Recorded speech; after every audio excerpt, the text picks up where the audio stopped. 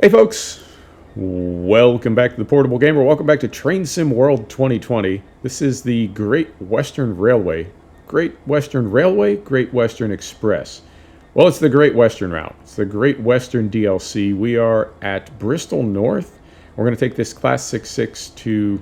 we're at Bristol Terminal. We're going to take this to Felixstowe North.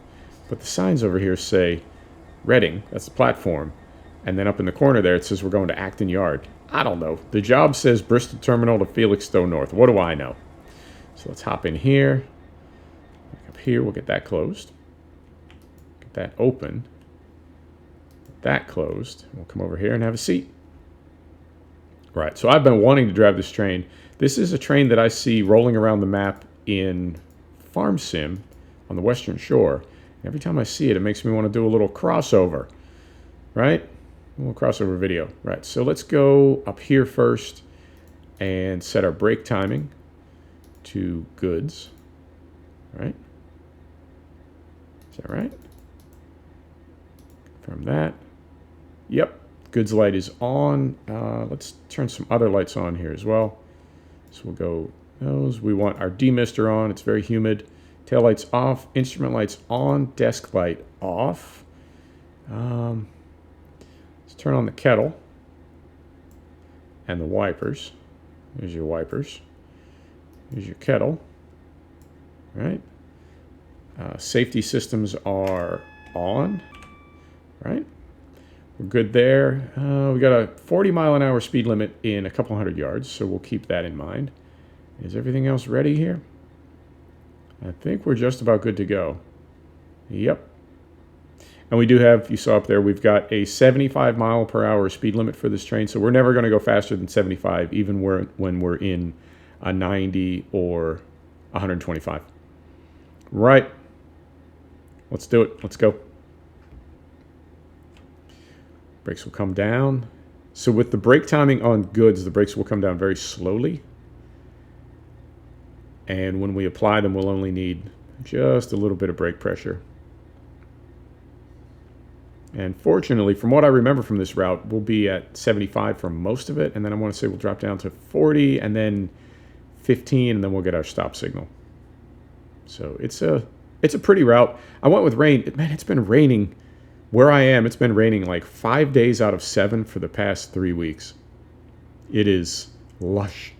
It feels like Cambodia where I am right now in the American South. So it's raining where I am. Like it's pouring rain outside the window, and I thought, let's do a rainy video. All right. Brakes will eventually come down to 0 and release. All right. And we are at a platform, so no horn. I like the horn. I like the horn. I like the beacons. I think all sim gamers do. But sitting at a platform, we're certainly not going to do that to these good people. All right. And this woman's having a bad enough day already. She's just sitting out there in the rain with her arms folded. Ma'am? Miss? All right. So we got that. We've got that. We've got half a HUD. We're going to go with half a HUD today, but we will use the train length button when we have those transitions. So let's just stay about 30 to 40 until we know we're out on the main line, because I think we'll, if I remember this route, I think we'll jump over onto another line that will have 125, and then from there we'll jump back into a 40. So rather than bouncing around too much, let's just get to 35 or 40 and keep it there till we know we can open her up. Right, we're rolling. So how's everybody doing? It's Friday for me. It's Saturday for you. We made it. We made it through another week.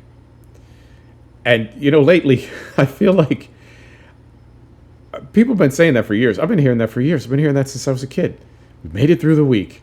But I feel like the way things are the past few months, when we make it to a Friday, we've really made it to a Friday. I know all things are relative, and I do reflect on the reality that there are people all around the world that have lives that are much, much more difficult than mine. But everything is relative. And a lot of us, our worlds have changed pretty drastically in the past couple of months. So I think it's okay to say we made it and not feel like we're disrespecting anybody who's living a really hard life right now. Because each of us in our own ways, I don't know, might not be a hard life, but it's certainly a different life than it was. The unemployment numbers are going to come up today, I believe, from May, and they're not good. A lot of people are really hurting right now. So when we say we made it to Friday, I mean we made it to Friday. Now, as soon as we come over here, as soon as we get on this main line, I'm going to click the train length button right there. And when we hear the double tone, we'll know that the end of our train is in the 90 zone, and then we can open her up. So we'll listen. That's a different one. That says we got a signal in 200 meters. Signal's green. We're good to go there.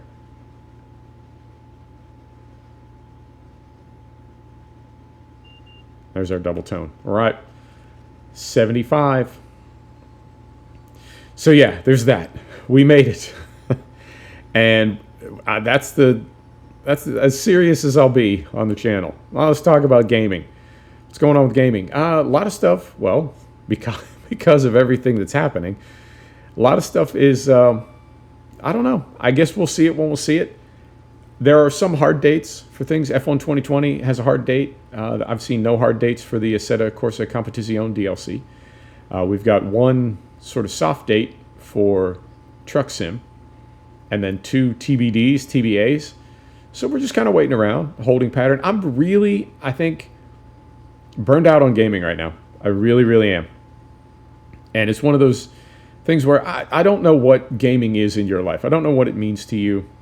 It's, I don't know. It's a part of my life. And so when I sit down at my system, when I open up YouTube to watch other gamers, or when I open up Twitch to watch streamers, I don't know. I'm either playing games or watching people play games. And I have an other life. I'd like to think I have a well-rounded life. I work out, spend time with my girl, work with my clients. It's, there's balance there. But my hobby and something that I really enjoy doing and spend a lot of time doing is gaming. And so when I sit down at my system, when I sit down in front of my desktop and look at my monitor, it's like, all right, what do we want to do? And it's that weird moment where you just kind of scroll through Steam like, yeah, none of these are really doing it for me right now. And so you look for maybe a new game, some novelty, a DLC. I found some good novelty in Race Room and R Factor 2. There were some drops for both of those.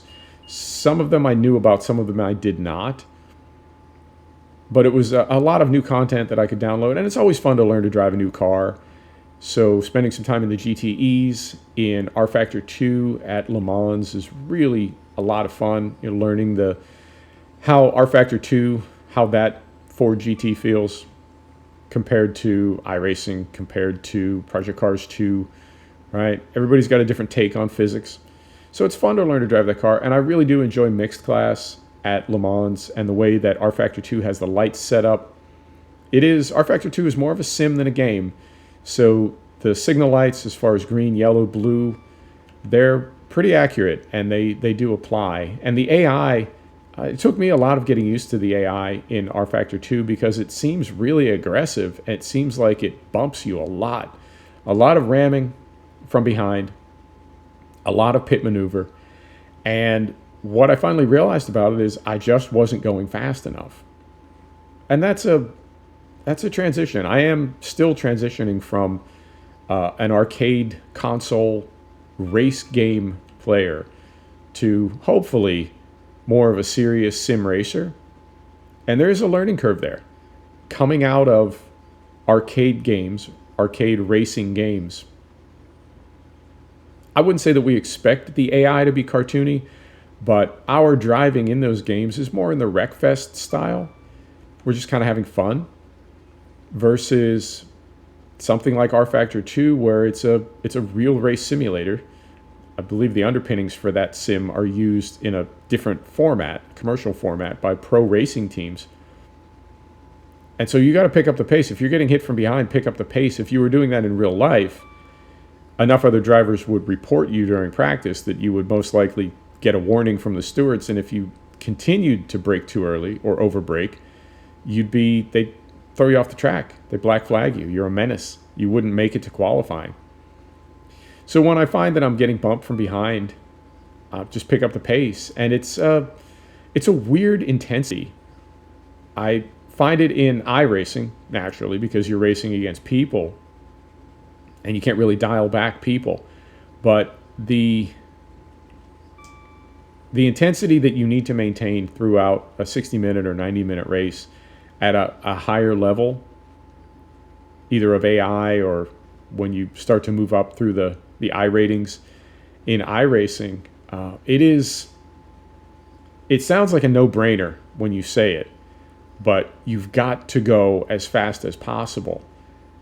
And I think for me, what's not, I wouldn't say unnerving. What's the word I'm looking for?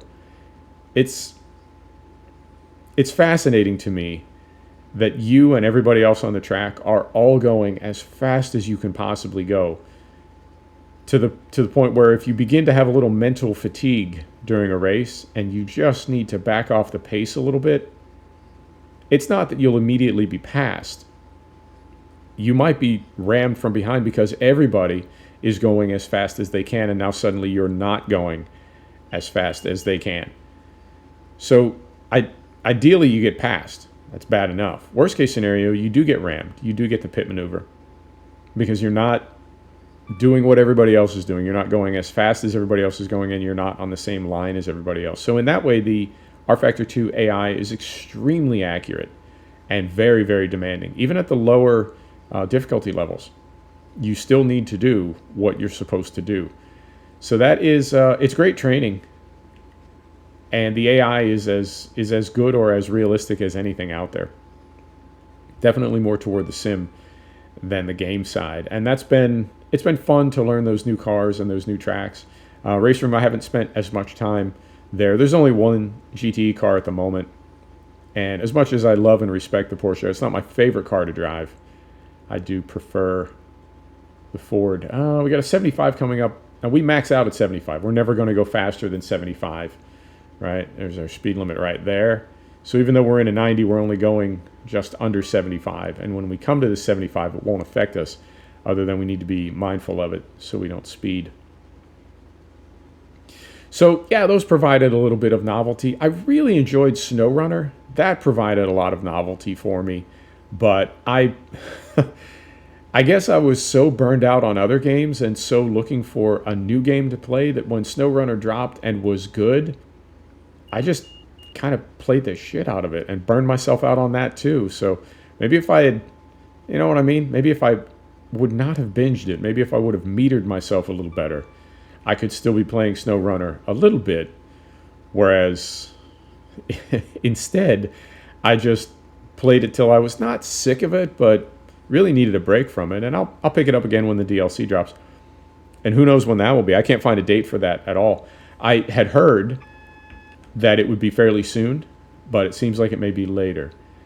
And that warning that we just got, I think that was the 1 mile warning for 75, but like I said, we're not over 75 to begin with, so I think we're okay.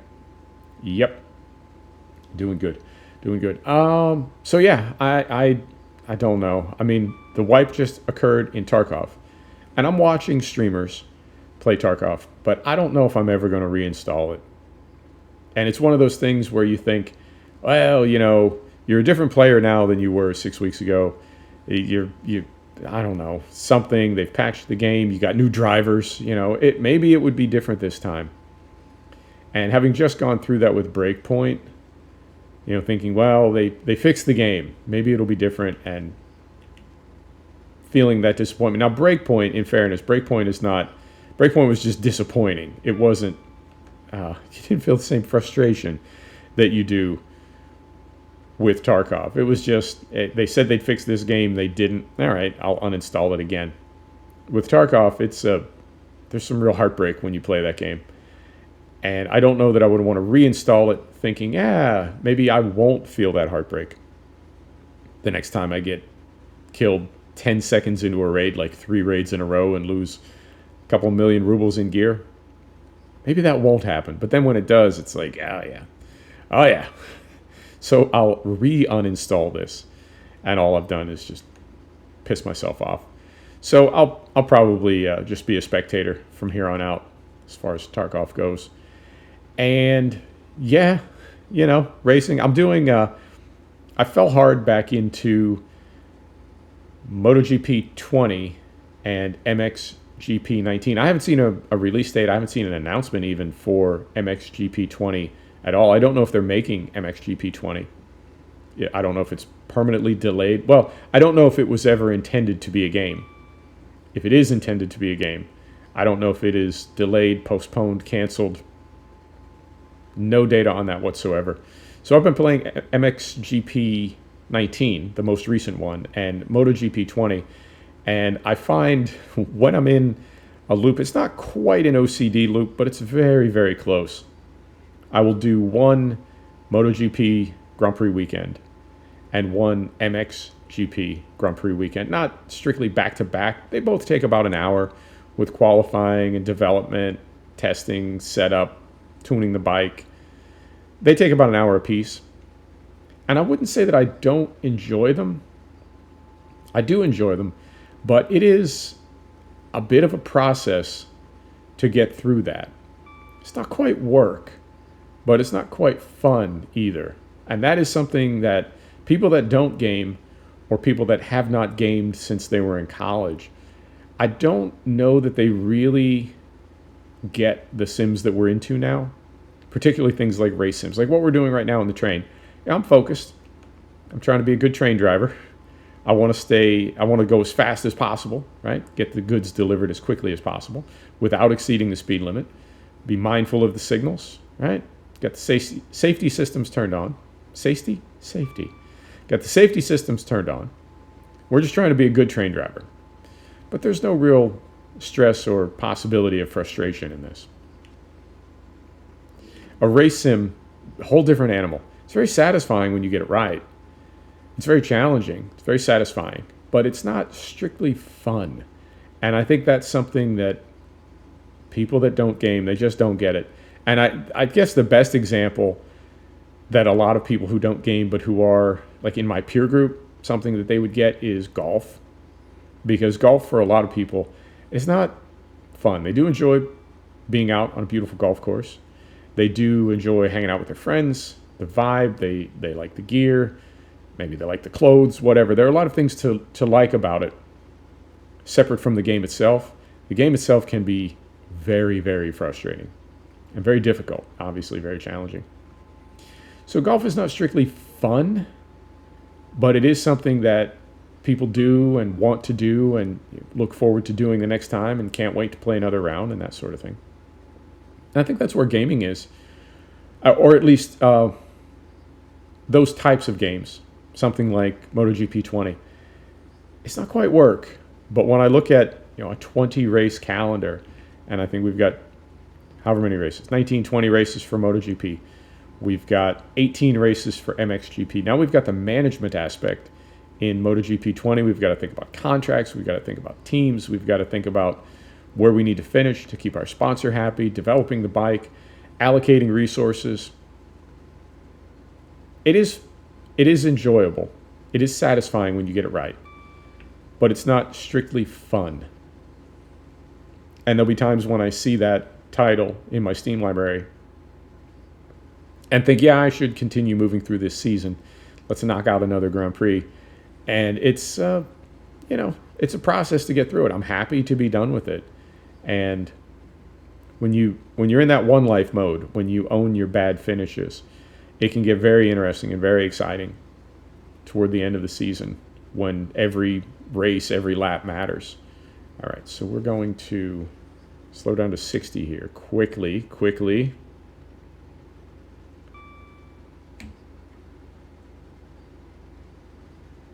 Close. Think we're going to make it. There we are. All right. Should have seen that one coming a little sooner. I don't know why we didn't. But we did. We'll see when we get to the end. I think we missed that, but just barely. All right. And these brakes do come down slow. All right. And then we're going to go back to 90. So we'll tap this. Right. And I know we can get back up to 60 when we hear that double beep. We'll get back up to 75. Where are we at on time? 20 minutes. Yeah, we should be okay. Might be a little over 30 minutes. Hopefully not too bad. All right, and there's the whole train in the 90 zone, so we're okay for 75. So yeah, I'll just keep looking for a new game. I've been thinking a lot about a city builder. I've been thinking a lot about city skylines. And I think I even said in a train video, there's another one called Cities in Motion made by same studio, Paradox, I believe. Cities in Motion, and it's just a public transport building system. It's like if you took the public transport aspect of city skylines and stripped away all the real estate and zoning and everything else, power plants and sewage plants, got rid of all that, and just had the subways and water taxis and blimps and that sort of stuff. It's an interesting game, and I haven't played it on the new tower yet. I'm wondering how fast it would be and how good the lighting would look with everything maxed out. But I'm thinking about doing a city building live stream, and I did get Civ 6 when it was free on the Epic Game Store. Oh, speaking of, today's Friday. Yeah, I just said today's Friday. Friday for me, Saturday for you. Game dropped in the Epic Game Store yesterday for free. I need to take a look and see what it is. They go up and down. A few weeks ago it was GTA 5. Crashed the servers, so many people wanted that game. The week after it was Borderlands 2. And last week it was Civ 6. I don't know what it is this week. But I'll take a look when I'm done here. That could be it. That could be the game that I'm looking for to shake me out of my malaise. Could be the rain too. Oh, and I forgot to mention this. I don't talk about like personal stuff a whole lot. It's something like, swapping out hard drives. That's not really personal. That does sort of relate to gaming. But I broke my toe. I was walking into my pantry early in the morning, and I swung my left foot. I have no idea why. I mean, I didn't do it deliberately, obviously, and it wasn't. I don't know. I just stubbed my toe, and when you stub your toe, you get that initial burst of pain, and it's like, well, clearly I've broken my foot. This level of pain can only point to I've broken my foot. It's like stepping on a Lego in the dark in the middle of the night. You get that burst of pain very unexpectedly, and it's like, well, obviously this Lego has penetrated up into my ankle, and I'll need to go to the hospital and have my leg amputated. That's the only thing this level of pain can indicate. And then 30 seconds or a minute later, you calm down a little bit and realize, oh, no, it just hurt really bad. So as soon as my foot made contact, I thought, oh yeah, I broke my toes. And 30 seconds or a minute later, you're waiting for the pain to go away to indicate, no, you didn't actually break your toes, you're just being a big baby. And the pain never went away. And by later that evening, my foot was swollen, looked like a grape, looked like a big purple grape. And the toes swelled up, turned purple. I mean, there's nothing anybody can do. I'm not going to go to a hospital in the U.S. right now with COVID going on. Not going to go to an ER. And there's nothing they could do anyway. They would x-ray it. They would say, yeah, your toe, at least one toe, possibly two toes are broken. Just be careful with those. Maybe they'd wrap them or something, but there's no treatment for it. They're not going to put a tiny little cast on my toe. Tape it at best, stabilize it. So, yeah, no reason to go to the hospital. It's something I can treat myself with ice and heat, but between all the rain and now not being able to walk comfortably and certainly not being able to run. I haven't been able to get out a lot. I haven't been able to run. And I'm curious if some of that is contributing to the mood. I'm one of those people that I have to work out. I have to train. If I can't make it to the gym 5, 6, 7 days a week, it really does impact my mood. So maybe that's what's going on. Just needing a little something. Who knows? Who knows? But in the meantime, we've got plenty of titles. All right, we got speed limit change coming up. Is that what that indicates? We've got a signal. I'm going to back the throttle down to 0 and get ready on the brakes. It's about 8 miles to go, says we're going into a 90, but what I'm getting ready for, and in fact, I'm going to slow down to 60. Because what I'm getting ready for is, as soon as we pass out of one new speed limit, we move into another one. So it'll say we're coming up to a 90 in 400 yards, and as soon as you cross into that 90, it says you're coming to a 40 in 150 yards. So let's slow it down to 60. We're getting kind of close, so no harm. Just being a little bit more careful as we get close to, where did we say we were going? Felixstowe? So right, and time, yeah, we might be a few minutes over half an hour, but that's all right now and then. So yeah, I hope you're doing good. I really do. And not just in real life, but also in gaming. Not just in gaming, but also in real life. You know, we're all in this together. We really are. So I hope you're doing all right. And I hope your life gets back to, I don't know. I can't say normal because I don't know what it was like before, but I hope it gets back to where you want it to be just as quickly as possible. All right. Confirm that our brakes are all the way off. And I'm going to bump the throttle up just a little bit. We don't need to slow down quite that much. We've still got not too far to go, but we're not pulling into the yard quite yet. So we'll bump this back up to 60, let's say. And keep an eye out for those signs. I do like this sim. I'm not a big fan of Dovetail as a company, but I do like this sim. I don't know if they're going to bring any Steam in. I know people want it. I don't know if it's possible the way they're building this game now. I don't know if we're ever going to see Steam for TSW. Haven't seen an announcement for it. No teaser, no nothing. We did get that new loco for Long Island Railroad, and I have not seen any announcements since then. All right, we got an 85, so let's get back up to at least 60, maybe a little over that.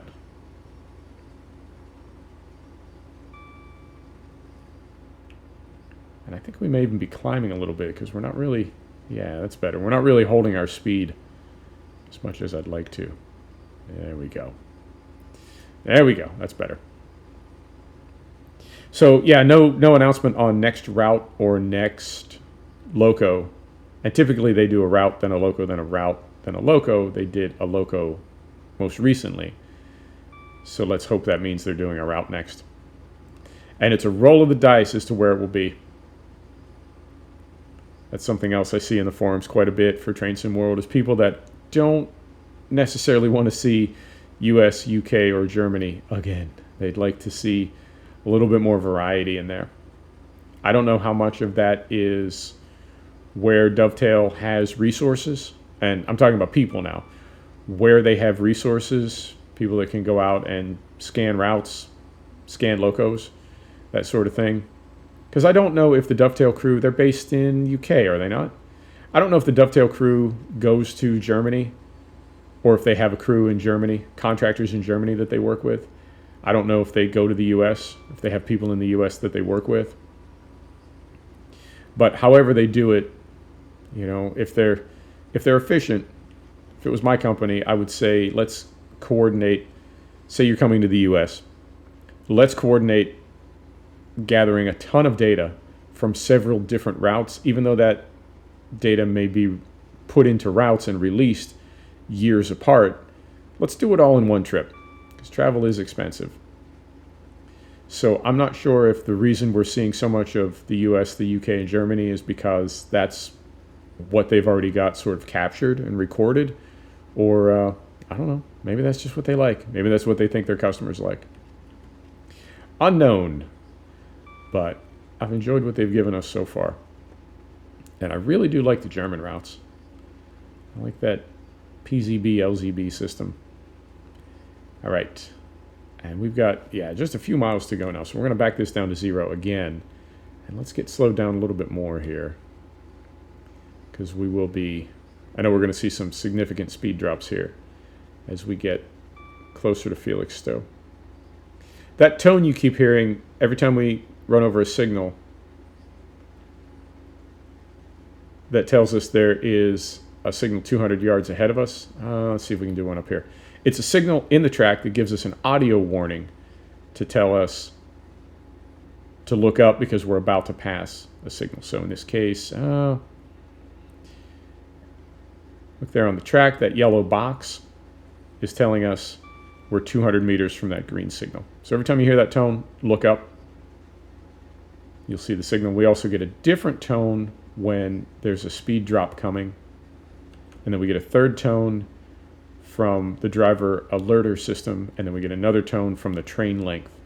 Single beep when we activate it, double beep when the tail of the train passes through that zone. All right, let's get ready because we're going to be slowing down here. Let's slow it down to, let's say, 50. And I do acknowledge those. I know you don't have to, but just out of habit, I acknowledge those so we don't. You do have to acknowledge the signals for a speed drop, just so we never inadvertently pass one of those and don't acknowledge it and trigger the braking. I just always hit that. All right, time 31 minutes. Yeah, we'll be okay. We'll be okay. I'm pretty sure. Yeah, I'm pretty sure we're just going to roll right into this yard about 40 miles an hour and then slow down at the very, very end. We'll slow down to 15, I want to say. So cool. I'm glad I got to do this. This train has been on my mind, and as often as I've seen it in Western Shore, the past few times that I've been looking for it, I've seen the other loco and not this one. So, all right, so we got a 30 coming up.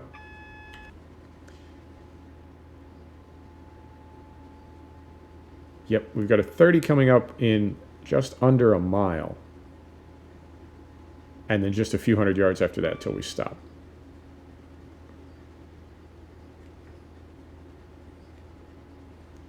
So we'll get slowed down to 30. No, we don't need brakes quite yet. All right, we do have a yellow though. So let's, yeah, maybe 30 is where we want to be. Feel a little better about that. All right.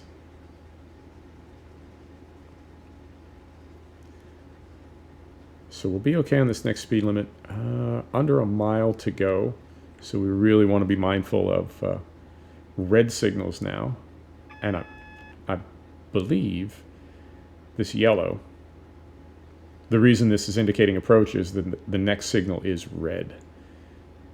So we'll see when we go across here. All right. Still good. We're going to pass into our 30. Let's bump the speed down just a bit more. There we go. So we're definitely under 30.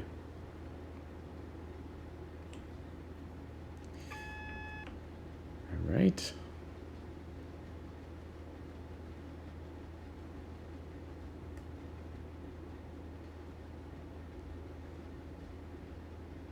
It's about half a mile to go. Yep. Got a red signal in front. Now it is telling us to stop before we get to that red signal. So let's go ahead and get it down to about 15, and we'll just coast in this last quarter mile or so.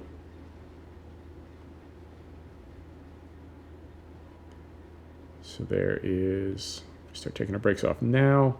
By the time they come down to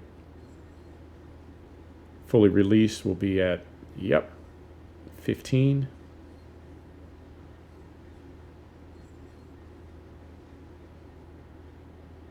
And we're in the yard. Okay.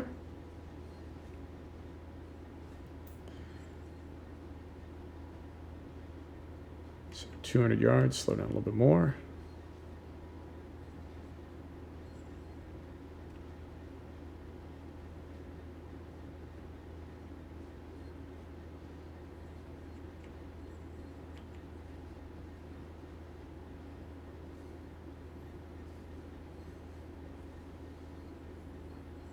Right about.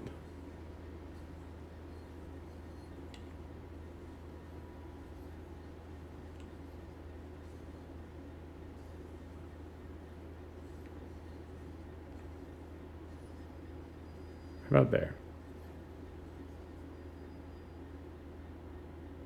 There you have it. How'd we do?